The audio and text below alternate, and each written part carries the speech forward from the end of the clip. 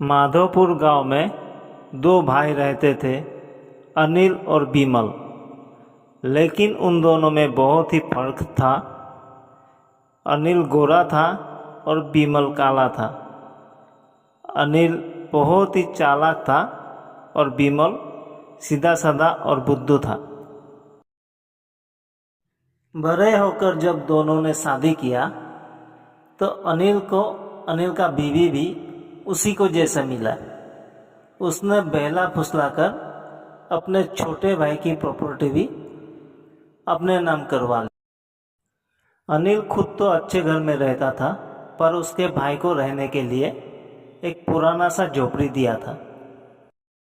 बेचारा सादा सीधा बिमल अपने झोपड़ी में ही अपने बीवी को लेकर खुश रहने का कोशिश कर रहा था, लेकिन उसका बीवी उसको खुश भी रहने नहीं दे रहा था। वो जरा जरा सा बात पर ही बिमल से झगड़ा करने लगता था। एक दिन रात को बिमल गुस्से में अपने घर से चला जाता है। सारा रात जंगल में गुजारने के बाद जब सुबह होता है तो वो पास के ही नदी में मुंह धोने जाता है। वो नदी में मुंह धोता है और सोचता है, काश मैं भी अपने भाई के जैसा गोरा होता। उसका इतना सोचते ही वो अपने भाई से भी ज़्यादा गोरा हो गया। लगता है इन लोगों को पता चल गया है मैं सारे रात घर पे नहीं था, इसीलिए मुझे इस तरह से घूर रहा है।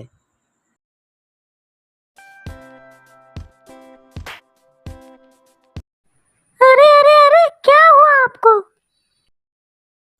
कहाँ क्या हुआ? कुछ भी तो नहीं हुआ। कुछ भी नहीं मतलब? तुम तो अपने भाई से भी ज्यादा गोरा हो गए हो। अरे ये कैसे हुआ? मैं इतना गोरा कैसे हो गया? सारा दिन वो ये सोचता रहा कि ये कैसे संभव हुआ, और उसे बार बार उस नदी में मुंह धोने का बात याद आ रहा था। और वो सोचने लगा, कहीं उस नदी के पानी में जादू तो नहीं है। यही सोचकर वो चुपचाप रात को उसी नदी के पास गया और पानी में हाथ डालकर बोला, हे जादुई नदी, आपने मुझे गोरा तो कर दिया, एक उपकार और कर दो मुझ पर। मेरे भाई के जैसा थोड़ा धन संपत्ति मुझे भी दे दो। ऐसा बोलते ही उसके हाथ में ढेर सारा रुपया आ गया। जब ये सब बातें उसने घर जाकर अपने बीवी से बोला तो उसे तो बिल्कुल भी विश्वास नहीं हो रहा था, लेकिन उसके पास इतना पैसा देखकर उसको विश्वास करना पड़ रहा था। सुनिए ना, हमारे शादी में जो सोने का हार दिया था, जो पिछले साल खो गया था, जादुई नदी से वो मांगकर देखिए ना, क्या पता मिल जाए। और बीबी के बात मानकर वो फिर से उसी नदी के पास गया और पानी में हाथ डालकर बोला, हे जादुई नदी, आपने मुझे जब इतना कुछ दिया ही है तो कृपया करके मेरे बीवी के हार भी लौटा दीजिए।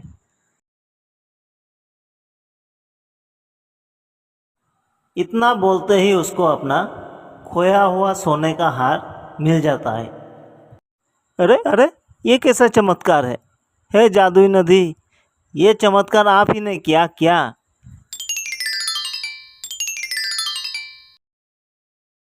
हाँ, मैं एक जादुई नदी हूँ।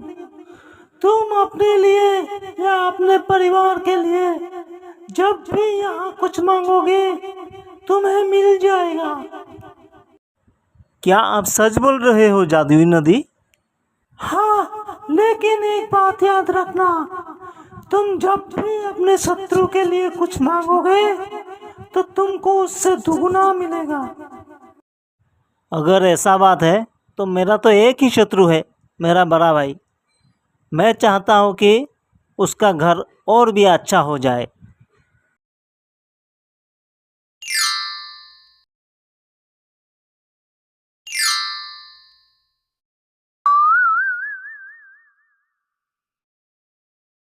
इतनी बड़ी सफलता इतना बड़ा घर इसके पास कैसे आया? इधर सीधा साधा बिमल अपने गांव वालों को मदद करने लगा था, लेकिन उसने जादुई नदी का बात कभी भी किसी से नहीं बोला था। पर अगर कभी भी किसी का कुछ खो जाता था तो वो चुपचाप जाकर जादुई नदी से मांग लेता था, या फिर उसको अगर किसी चीज़ का ज़रूरत पड़ता था तो वो जाकर जादुई नदी से मांग लेता था और जादुई नदी से उसको वो चीज़ मिल भी जाता था। और इस तरह से सारे गांव में बिमल का सम्मान बढ़ने लगता है। एक दिन गांव के एक किसान का गाय खो जाता है, तो वो भागा भागा सा बिमल के पास आता है और सारी बातें बताता है। तो बिमल उसको बोलता है कि कल आना, तुम्हारा गाय मिल जाएगा। और ये सब कुछ अनिल चुपके से सुन लेता है। और रात को जब बिमल नदी में जाता है तो अनिल भी उसके पीछे पीछे जाता है और वो सब कुछ जान जाता है। और बिमल के जाते ही वो नदी में अपना हाथ डुबाकर कहता है, मुझे बहुत सारा सोना चाहिए जादुई नदी। ऐसा बोलते ही उसके हाथ में बहुत सारा सोना आ जाता है। वाह वाह, इतना सारा सोना! जादुई नदी, आज से मुझे जो भी चाहिए मैं आपसे मांग लूंगा। हाँ, लेकिन एक बात याद रखना, तुम जब भी अपने शत्रु के लिए कुछ मांगोगे तो तुमको उससे दुगना मिलेगा। हाँ हाँ, ठीक है, समझ गया। वो घर जाता है और अपना बीवी को सब कुछ बोलता है। सुनकर उसके बीवी को बहुत लालच आता है। सुनो, तुम अपने भाई को आत्महत्या कर दो ताकि वो कभी भी उस नदी में ना जा पाए। उसकी बीवी की बात सुनकर वो जादुई नदी की शर्त भूल जाता है और वो जादुई नदी में जाकर बोलने लगता है, जादुई नदी, मेरे भाई को आत्महत्या कर दो। मूर्ख आदमी, तूने बहुत बड़ी गलती कर दी है। मैंने तुझे पहले ही बोला था, तू अपने शत्रु के लिए जो भी मांगेगा तुझे उससे दुगुना मिलेगा। तूने अपने भाई को आत्महत्या करने के लिए बोला था, अभी तुझे पूरा मरना होगा। नहीं, मैं नहीं मरना चाहता, मुझे मत मारो।